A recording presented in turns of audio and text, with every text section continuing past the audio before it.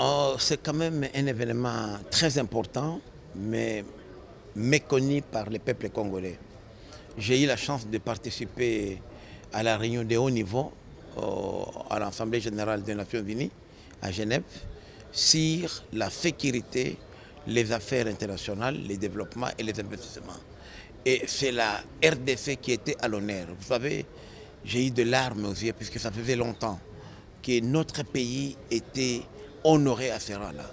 Plus de 156 délégations qui sont venues du monde entier pour écouter les efforts fournis par la RDC en vue de faire la promotion des droits de l'homme et la promotion du climat des affaires.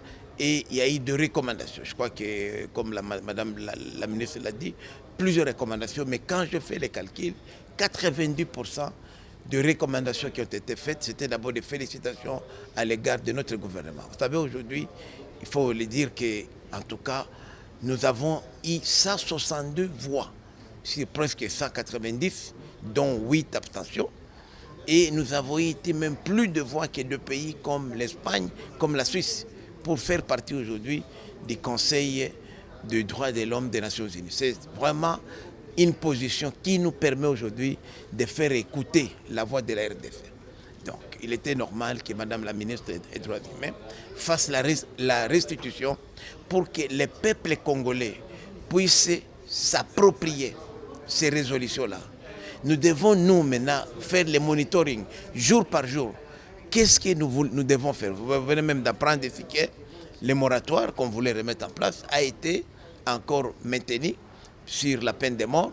Donc, ce sont parmi des recommandations que nous avons eues au siège des Nations Unies. Mais les gens ne se rendent pas souvent compte, mais tout ça, ça a un impact sur la refréquentation du pays. Lorsque nous sommes fréquentés, je prends l'exemple comme AGOA. Les critères principaux pour participer au programme AGOA, qui est un programme d'exemption des droits d'exportation aux États-Unis, le premier critère, c'est le respect des droits de l'homme. Oh, la RDC était menacée d'être encore exclue, parce que je rappelle ici que nous avons été exclus de 2010 à 2022. Donc nous devons faire un effort aujourd'hui pour que la RDC soit entendue.